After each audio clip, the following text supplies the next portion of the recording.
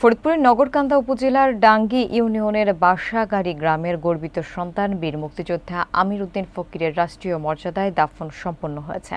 বিস্তারিত দেখুন শফিকুল ইসলাম মন্টু এর প্রতিবেদনে। দেশের মহান স্বাধীনতা যুদ্ধে অসামান্য অবদান রাখা এই বীর সেনানীর মৃত্যুতে পুরো এলাকা জুড়ে নেমে এসেছে শোকের ছায়া। শুক্রবার জুমার নামাজ শেষে মরহুমের জানাজা অনুষ্ঠিত হয়। পরে তাকে পারিবারিক কবরস্থানে দাফন করা হয়। রাষ্ট্রীয়ভাবে মরহুমের কফিনে জাতীয় পতাকা জড়িয়ে শ্রদ্ধা জানানো হয় এবং পুলিশের একটি চৌকস দল গার্ড অব অনার প্রদান করে শেষ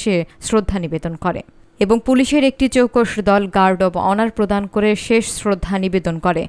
দাফনে উপজেলা প্রশাসনের পক্ষ থেকে উপস্থিত ছিলেন উপজেলা নির্বাহী কর্মকর্তা দবির উদ্দিন, উপজেলা মুক্তিযোদ্ধা কমান্ড, পুলিশ প্রশাসন সহ স্থানীয় গণ্যমান্য ব্যক্তিরা।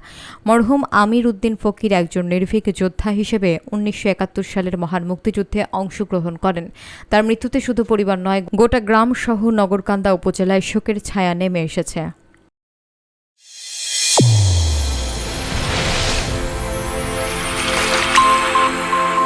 চ্যানেল A1 হৃদয়ের স্পন্দন।